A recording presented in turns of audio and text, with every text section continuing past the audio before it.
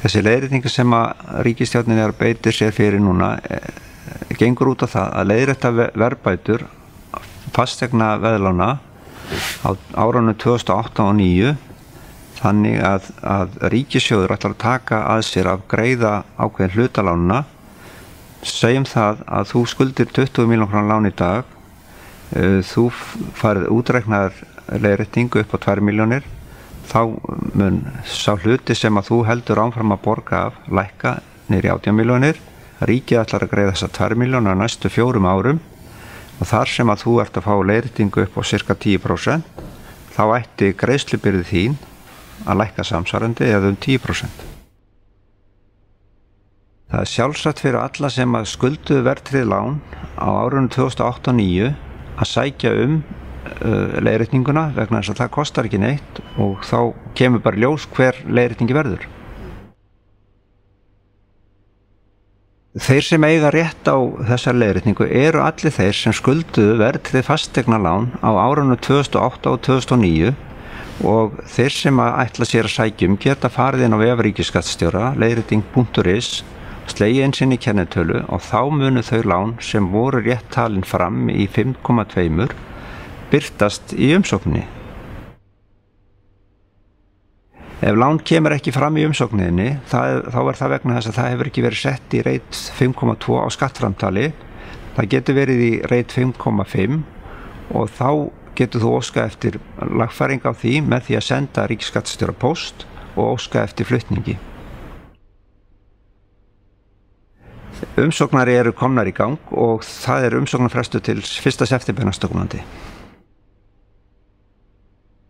Þeir sem eru samskattaðir, það er nóg annar aðilinn sjálfur sér sækjum því að kennitala hins aðilann birtist í umsókninni og þannig þetta verður að einni umsókn.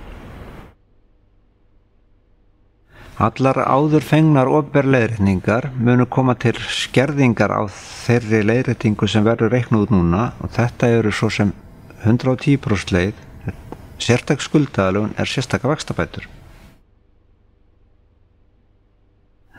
Það er lágmark á leiðréttingunni 20.000 krónur og hámarkið 4 milljónir. Umsækjandi getur ekki valið inn á hvaða lán leiðréttingin mun greiðast því að það er ákveðið að það fer alltaf inn á fasteignaveðlán sem er á fyrsta veðrétti á þinni eign. Greiðist það lán upp með leiðréttingunni þá fer það á lán á öðrum veðrétti. Umsækjendur sem skulda ekki fasteignaveðlán þegar leiðréttingin hefur verið reiknuð út munu fá leiðréttinguna í formi sérstaks persónuafsláttar sem mun koma til útborgunar með skattauppgjör á árinu 2015 til 2018. Það er ekki val að fá leiðréttinguna greidd út í peningum, hún verður annarkvort með því að fasteignaveðlánin eru lækkuð eða í formi sérstaks persónuafsláttar. Ef þú skiptir húsnæði þá getur þú flutt lánið með þér. Það er sjálfsagt ekkert vandamál vegna þess að lánið er á þín ábyrgð og þó að sé í sjálfsagt í 2 hlutum, það er ríkishlutinn og þinn hluti, að þá er þetta eitt lán. Ef þú vilt greiða lánið upp, þá þarftu náttúrulega að gæta því að tapa ekki rétti þínum út af þessu leiðréttingaláni sem ríkið ætlar að borga á næstu 4 árum. Væntanlega getur samið við þína lánastofnun það að leggja tryggingu á móti þeir sem stendur eftir að leiðréttingaláninu sem þú fengið þá greitt til í þinn vasa eftir sem að ríkið greiðir leiðréttingaláni niður.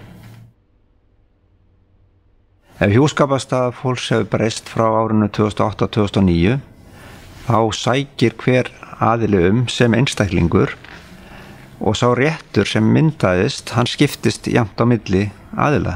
Ef að þessi hjón áttu rétt á 2 milljónum til leiðréttingar, þá fær hvor aðili sig 1 milljón.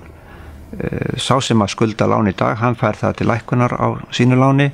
Sá sem er ekki með lán í dag, hann fær það í formi sérstaks persónuafsláttar. Þeir sem að þurfa aðstoðar við að sækja þessa leiðréttingu, þeim er bent á ríkisskattstjóra. Þar er þjónustuver og eins hægt að sækja með tölvupósti í aðstoð@leiðrétting.is. Þessi leiðrétting sem við erum að framkvæma núna nær eingöngu til verðtryggðra fasteignaveðlána. Þannig þeir sem eru með óverðtryggð lán eða gengistryggð lán eiga ekki rétt á þessari leiðréttingu. Það skiptir ekki máli hvort að lánum var í vanskilum eða lánum var fryst eða þú fékkst skilmálabreitingu, vegna þess að útreikningur miðaðist við stöðu lánana á árunum 2008 og 2009 og gengur út frá forsendu lánsins í byrjun árs 2008, það er höfuðstól og greiðsluskilmála. Þeir sem að yfirtóku fasteignaveðlán vegna kaupa á íbúðarhúsnæði til eigin nota, þeir eiga rétt á leiðréttingu frá þeim tíma sem þeir yfirtóku lánin á árunum 2008 eða 2009.